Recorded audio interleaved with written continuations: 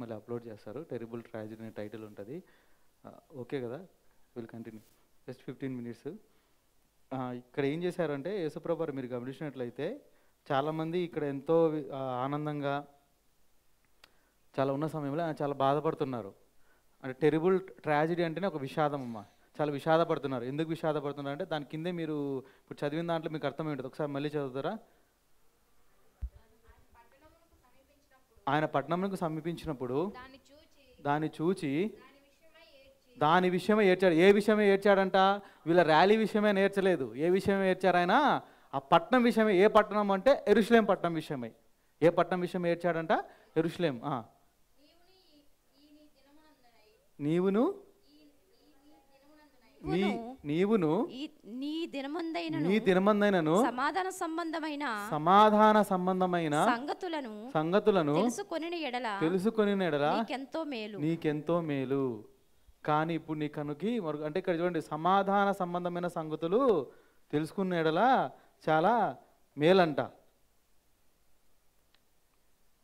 ఇప్పుడు ఒక సిచ్యువేషన్ని దీన్ని బట్టి మనకి ఏమర్థమవుతుంది? యేసు ఒక రకంగా చూస్తారు, మనం ఒక రకంగా చూస్తున్నాము. అది వస్తుందా కన్క్లూజను? జనాలు ఎలా చూస్తున్నారు దాన్ని? ఒక విజయోత్సవంగా చూస్తున్నారు. దేవుడు యేసుప్రభు ఎలా చూస్తున్నారు దాన్ని? ఒక విషాదంగా చూస్తున్నారు. అంతేనా? విజయోత్సవము, విషాదము. విజయోత్సవం ఎవరు దృష్ట్యా? మనుషుల దృష్ట్యా. విషాదం ఎవరి దృష్ట్యా? దేవుడి దృష్ట్యా. మన జీవితాల్లో కూడా అలాగే ఉంటుందండి. మనము చాలా విజయం పొందినామని లోకరీత్యా మనం అనుకుంటుంటాం, కానీ దేవుడి విషయంలో ఏంటి చాలా ఎక్కడో దిగజారిపోయి ఉంటాము. ఇప్పుడు మనం లాస్ట్ టైం చూసాము, నశించిన దాన్ని తిరిగి రక్షించడానికి నేను వచ్చానన్నప్పుడు నశించిన వాళ్ళు ఎవరు? లోకంలో నువ్వు బహుశా బాగా డబ్బులు సంపాదించుకుంటావు, లోకంలో నీకు మంచి పేరు ఉంటుంది, కానీ నీకు రక్షణ లేకపోతే దేవుడి దృష్టిలో నువ్వు ఎటువంటి వాడివి? నశించిన వాడి లెక్కనే. అంతే కదా? జక్కయ్యకు చాలా ఆస్తి ఉంది, చాలా డబ్బులు ఉన్నాయి, ఆయనకేం తక్కువ లేదు, కానీ ఆయన నశించిన ప్లేస్లోనే ఉన్నాడు. ఎందుకు? యేసునైనా ఎరగలేదు కాబట్టి. సో లోకరీత్యా ఒక రకంగా ఉంటుంది, మనం ఒక రకంగా ఉంటుంది. సో ఇప్పుడైనా పరలోకం నుంచి ఒక జ్ఞానం అడగడం మీరు ప్రార్థన చేయండి. నేను నా వ్యక్తిగత ఆత్మీయ జీవితంలో నేను నేర్చుకున్న ఒక సత్యం ఏంటి అంటే పరలోకపు జ్ఞానం అడిగాను. ఏంటి ఆ జ్ఞానం అన్నప్పుడు, ఈ సిచ్యువేషన్లో ప్రభువా నువ్వేమనుకుంటున్నావు అని అడగడమే జ్ఞానం. ఈ సిచ్యువేషన్లో నువ్వేమనుకుంటున్నావు? ఇప్పుడు ఒక ట్రాజడీ వచ్చి ఉంటుంది, లేదా ఒక సమస్య మనకు వచ్చేది, ఒక సంతోషం మనకు వచ్చి ఉంటుంది. ఈ సన్నివేశంలో, ఈ యొక్క పరిస్థితిలో నువ్వేమనుకుంటున్నావు ప్రభువా అని అడగడమే పరలోకపు జ్ఞానం. ఎందుకంటే లోకరీత్యా ఒక రకంగా ఉంటుంది, దేవుని రీత్యా ఒక రకంగా ఉంటుంది. అర్థమైందండి? మన విషయంలో ఒక రకంగా ఉంటుంది, దేవుని విషయంలో ఒక రకంగా ఉంటుంది. ఇక్కడ లోకంలో ఏమో చాలా విజయం పొందినట్టు, కానీ ఇక్కడ ఎలా ఉంది? సమాధాన సంబంధము. ఏంటి సమాధానము? వీళ్ళేమనుకుంటున్నారు? ప్రజలు, శిష్యులు, ఒక ఆయన వాళ్ళ దేశానికి ఆయన సమాధానం ఇవ్వబోతున్నాడు అని అనుకుంటున్నారు. వాళ్ళు ఎక్కడ మిస్ప్లేస్ అయ్యారు అంటే, ఎక్కడ వాళ్ళు ఏమంటారు బోల్టా కొట్టారు అంటే, యేసు ప్రభు వచ్చిన వెహికల్ని లేదా యేసు ప్రభు వచ్చిన ఒక జంతువుని వాళ్ళు సరిగా గమనించలేదు. యేసు ప్రభు దేని మీద వచ్చాడు? గాడిద మీద వచ్చాడు. జకర్యా గారు ఆల్రెడీ ప్రవచించారు. ఏమని ప్రవచించారు? ఒకసారి తీరా 9వ అధ్యాయము.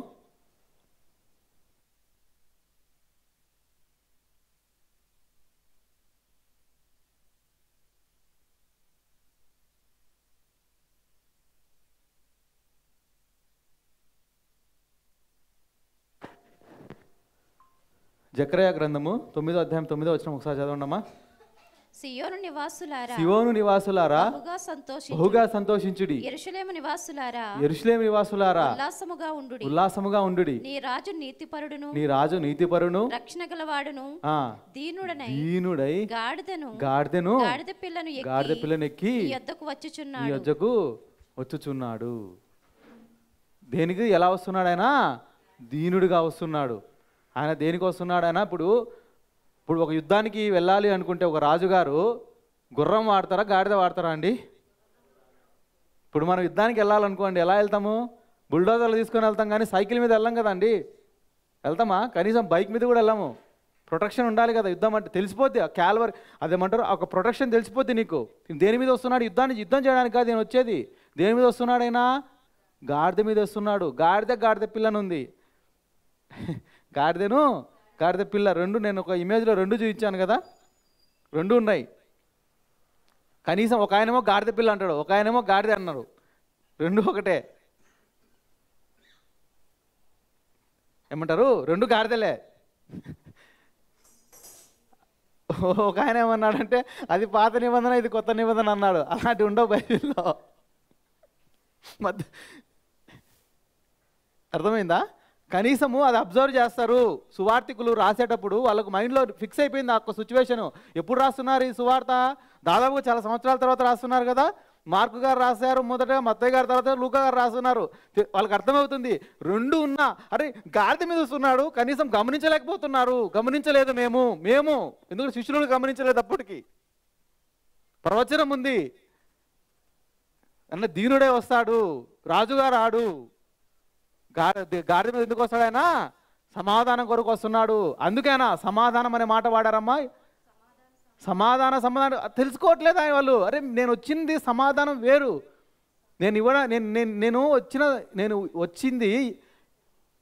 నేను ఇచ్చే సమాధానము మీరు అనుకున్నట్టు జాతీయ సమాధానం కాదు, లేదా ఒక నేషనల్ సమాధానం కాదు. మనం కూడా అనుకుంటుంటాము ఇప్పుడు ఏంటి మన పాలిటిక్స్ ఇలా అయిపోతున్నాయి, ఏంటి మన కార్పొరేట్ లైఫ్ ఇలా అయిపోతుంది, మరి దేవుడు ఏం చేయట్లేదా అంటే దేవుడు వచ్చింది దానికి వరకు కాదు. మొదటగా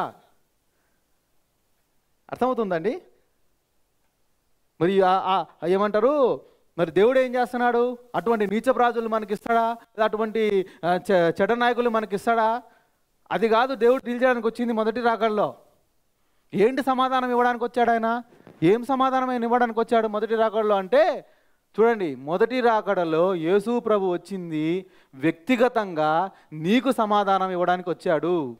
అది ఎలా సమాధానం ఇస్తాడు అంటే నీ బోర్ లైఫ్ని తీసేయడానికో, లేకపోతే నీ ఆస్తిపరుడు చేయడానికో కాదు, నీ యొక్క పాపాలని డీల్ చేయడానికి మొదటి రాకడలో ఆయన వచ్చాడు. ఇప్పుడు ఆయన వచ్చింది దేని కొరకు వచ్చాడు? సమాధానం కొరకు వచ్చాడు. ఎటువంటి సమాధానం కొరకు వచ్చాడు ఆయన? ఇదిగో వ్యక్తిగతంగా ముందు నువ్వు బాగుపడు, తర్వాత నేను దేశాన్ని బాగు చేస్తాను అంటున్నాడు. దేశాన్ని ఒకరోజు బాగు చేస్తాడు. ఎప్పుడు? ఆయన రెండో రాకడ వస్తుంది కదా, అప్పుడు ఆయన సార్వత్రిక సమాధానం తీసుకురాబోతున్నాడు. అప్పుడు ఆయన యూనివర్సల్ పీస్, సమాధానకర్త మొదటగా వ్యక్తిగతంగా నీకు అవ్వాలి. మొదటగా కొత్త నిబంధన కాన్సెప్టే అది. చెప్తున్నాను కదండి, అర్ధరాత్రి ఒకవేళ నేను ఫర్ ఎగ్జాంపుల్ సుధీర్కి నేను ఫోన్ చేసి కొత్త నిబంధన అంటే ఏంటి అని అడిగితే చెప్పాలి. లేదా జాను అర్ధరాత్రి శృతికి ఫోన్ చేసి లేకపోతే శ్రీలేఖకు ఫోన్ చేసి కొత్త నిబంధన అంటే ఏంటంటే మీరు చెప్పాలి, చెప్పగలగాలి. ఏంటి కొత్త నిబంధన అంటే? వ్యక్తిగత నిబంధన. మెంటల్గా ఫిక్స్ అయిపోండి. ఇది మొదటగా దేవుడు వ్యక్తిగతంగా నీ పాపాన్ని డీల్ చేస్తాడు, నీ లైఫ్ని డీల్ చేస్తాడు. అటువంటి సమాధానం మొదటగా ఆయన ఇవ్వడానికి వచ్చాడు.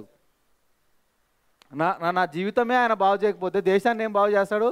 ఇప్పుడు చినుగు కలిస్తేనే కదా వరద ఏది, అంతే కదమ్మా. వ్యక్తిగతంగా ముందు ఆయన ఏం చేస్తున్నాడు? ఒక దినాన దేశానికైనా స్వాతంత్రం ఇవ్వబోతున్నాడు, ప్రపంచానికి విమోచన ఇవ్వబోతున్నాడు. ఆ విమోచించేది ఎవరిని పెడతాడు? వ్యక్తిగతంగా ఎవరైతే ఆయనకు లోబడతారో, వ్యక్తిగతంగా నీతిపరుణ్ణి, ఆ రాజుని ఎవరైతే రాజుగా అంగీకరిస్తారో వ్యక్తిగతంగా, అటువంటి వ్యక్తిగతంగా అంగీకరించిన వాళ్ళందరినీ ఆయనతో నిబంధన, వ్యక్తిగత నిబంధన, కొత్త నిబంధనలు అయితే ఎవరు ఉన్నారు చూడండి, వాళ్ళందరినీ ఆయన ఆ రాజ్యంలో తీసుకెళ్తారు. అది కనుక్కోలేదు వీళ్ళు. ఎంతసేపటికి వీళ్ళ ఆలోచన ఎలా ఉంది? మా దేశాన్ని బాగు చేయి. ఇప్పటికి కూడా చాలామంది ఇజ్రాయేలీలు దేశాన్ని బాగు చేయమని అడుగుతున్నారు, కానీ వ్యక్తిగతంగా వాళ్ళ పాపాలు పోగొట్టుకోవడానికి వాళ్ళు ఇష్టపడట్లేదు చాలామంది. మనం కూడా ఏమనుకుంటున్నాము? ఇప్పుడు ఇందాక చెప్పిన ఎగ్జాంపులే, ఒక రాజు వచ్చి, ఒక నాయకుడు వచ్చేసి మనకు అన్నీ ఫ్రీ ఇస్తున్నాడు, లేకపోతే అన్నీ బాగు చేస్తున్నాడు, ఆయన హీలింగ్ ఇస్తున్నాడు, ఆయన వేషధారులందరినీ ఏమంటారు గవర్నమెంట్ సర్వీస్ అని గద్దిస్తున్నాడు అందరినీ అన్నవాని మనం ఖచ్చితంగా ఓటేస్తాము. అదే నిన్ను గద్దిస్తే నువ్వు ఓటేస్తావా?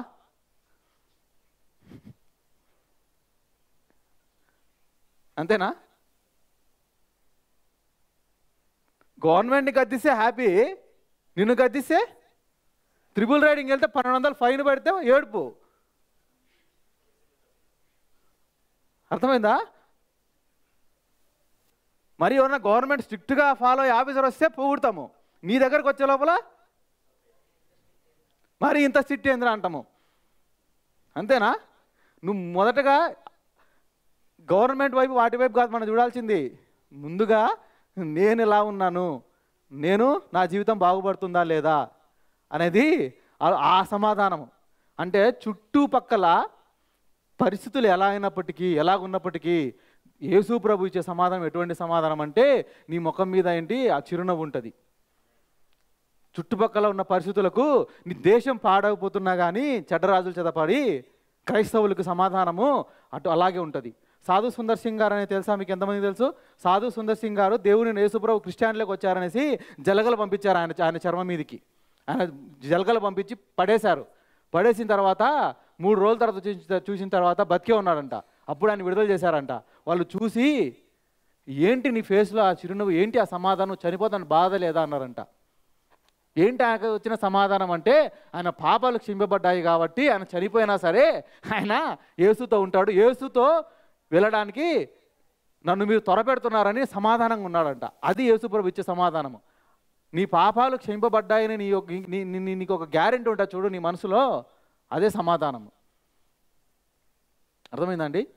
చనిపోతామని తెలిసినా సరే నీ పాపాలు క్షమింపబడ్డాయి, నేను తర్వాత నా రక్షకుడినే కలుసుకునేది, తర్వాత నేను ఒక దినాన మా బంధువులు కూడా కలుసుకోబోతున్నాను అని ఒక సమాధానపు నిద్రిస్తాడు చూడు, అది సమాధానం ఇవ్వడానికి వచ్చాడు యేసుప్రభు మొదటి రాకడలో.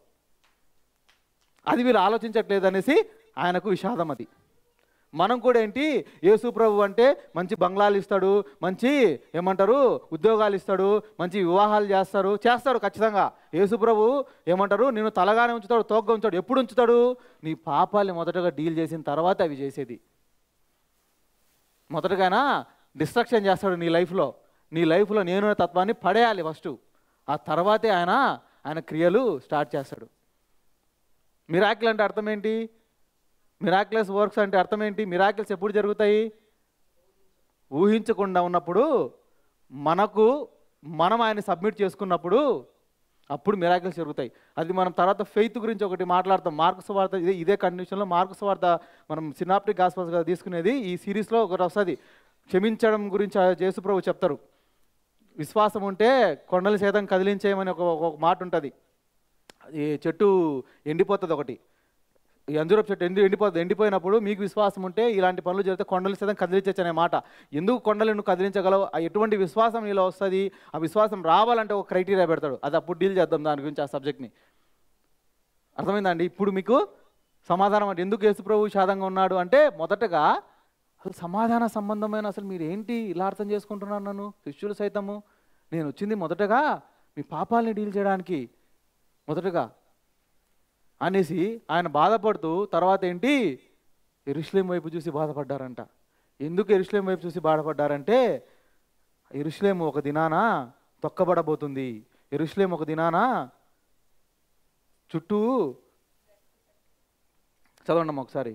ఇది నిజంగా జరిగింది 70 AD. ఇప్పుడు ఆయన చెప్పిన పదాలన్నీ. ప్రభువు నిన్ను దర్శించిన కాలము నువ్వు ఎరుగకుంటివి గనుక నీ శత్రువులు నీ చుట్టూ గట్టు కట్టి కట్టడి వేసి అన్ని ప్రక్కలను నిన్ను అరికట్టి నీలో ఉన్న నీ పిల్లలతో కూడా నిన్ను నేల కలిపి నీలో రాతి మీద రాయని దినములు వచ్చినని చెప్పాను. చూడండి ఇక్కడ యాక్చువల్గా వీళ్ళు ఏమనుకుంటున్నారంటే ఒకసారి మళ్ళీ మ్యాప్ డిస్ప్లే చేస్తారా? యెరూషలేం ఫస్ట్ది, ఇందాక మనం ఫస్ట్ది. అక్కడ యాక్చువల్గా ఆయన ఎంటర్ అవ్వాల్సింది ఎటుపక్క కంటే రైట్ సైడ్కి ఎంటర్ అవ్వాలి.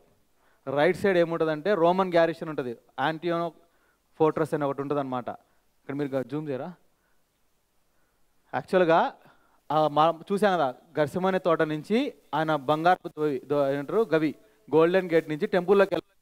టెంపుల్ నుంచి ఆయన ఎలా వెళ్ళాలి అంటే యాంటియోనో ఫోర్ట్రస్ అని ఉందా అక్కడ చూడండి, పైన టెంపుల్కి పక్కన 4 స్క్వేర్స్ ఉన్నాయి, కనిపించాయి మీకు?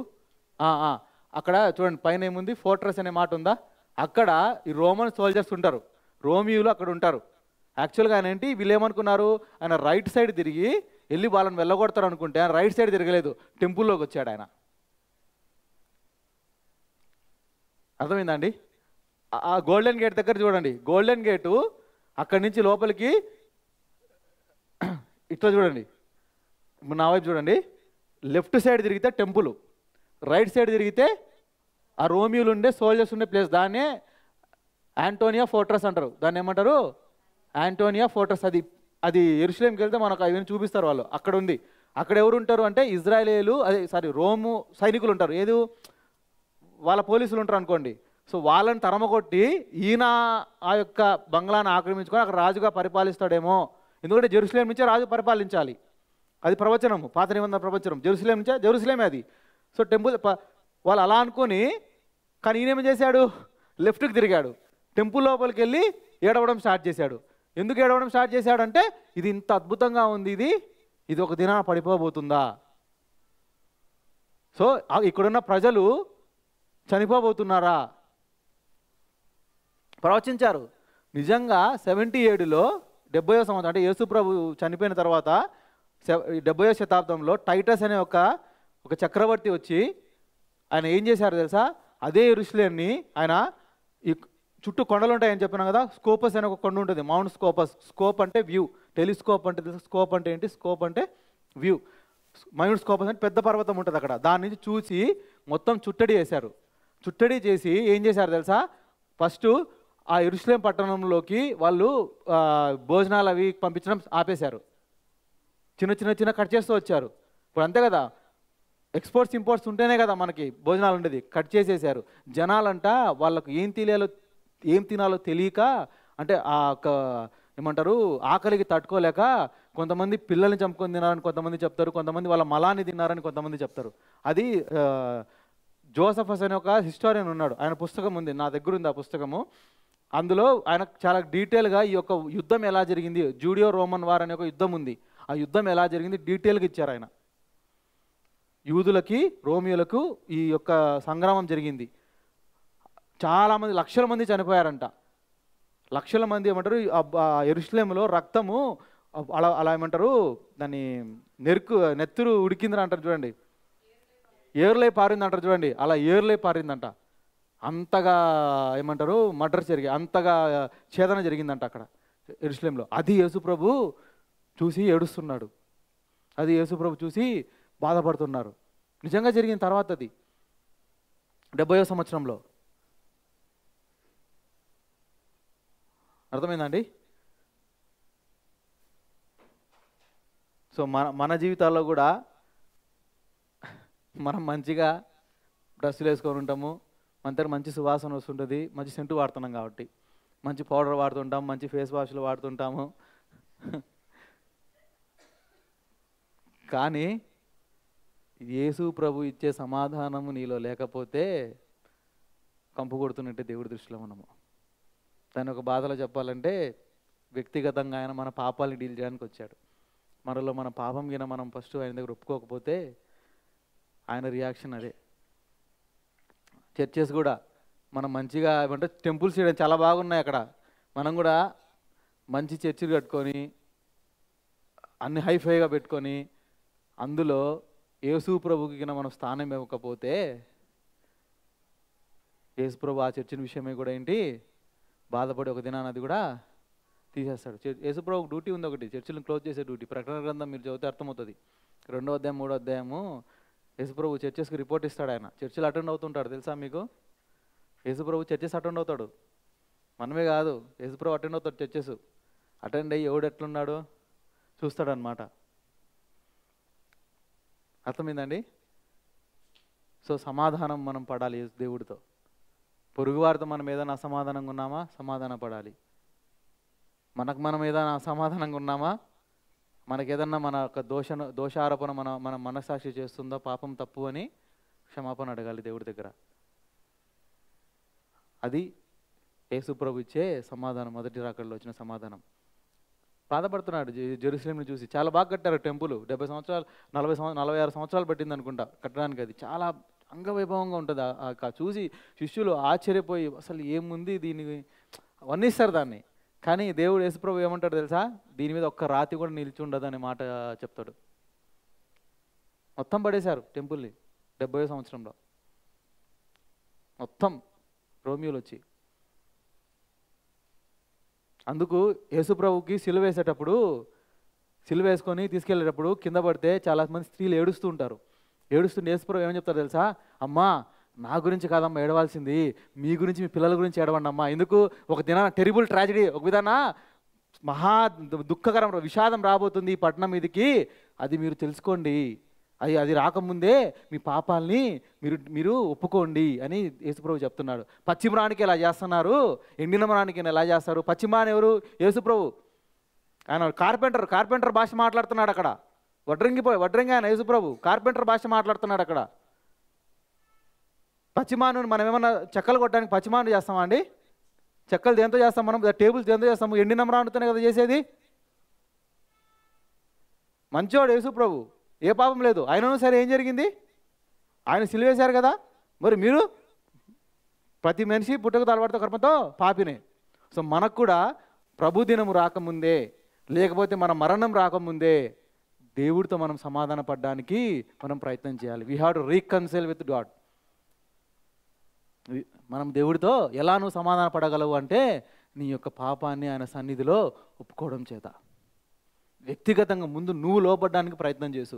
తర్వాత నేను కంప్లైంట్స్ నా బాస్ మీద తర్వాత ఇవ్వచ్చు, నాకు తోటి ఫ్రెండ్ మీద తర్వాత ఇవ్వచ్చు, తోటి క్రిస్టియన్ మీద తర్వాత ఇవ్వచ్చు, తర్వాత నా పెద్దల మీద తర్వాత ఇవ్వచ్చు, నా పాస్టర్ల మీద తర్వాత ఇవ్వచ్చు కంప్లైంట్స్. మొదటగా నేను వ్యక్తిగతంగా నేను దేవుడితో సమాధానంగా ఉన్నానా, వ్యక్తిగతంగా దేవుడు నా పాపాన్ని డీల్ చేశాడా లేదా, వ్యక్తిగతంగా నేను మారుమనసు పొందానా లేదా, ఏదో మారుమనసు పొందానా లేదా వేషధారిగా ఉన్నానా, అది మొదటగా నేను ఆ సమాధానం మనము దేవుడితో మనము కలిగినప్పుడు మాత్రమే అది వస్తుంది. అలా మనం సమాధానంగా లేకపోతే మన విషయమే కూడా యేసుప్రభు ఏడుస్తారు, బాధపడతారు. వేషధారి అంటాడు ఒక మాటలో చెప్పాలి అంటే, అది భయంకరమైన మాట. అది అర్థమైందండి? సో అలా ఏడ్చి ఆయన ఏం చేశారు, అక్కడి నుంచి తిరిగి బెతనీకి వెళ్ళిపోయారు. ఎక్కడికి వెళ్ళిపోయారు ఆయన? అది ఎక్కడ ఉంటుందంటే మార్కు సువార్తలో ఉంటుంది ఆ మాట. మొదటి రోజు ఆయన ఏం చేశారనేది 11వ అధ్యాయం తీరా మార్కు సువార్త.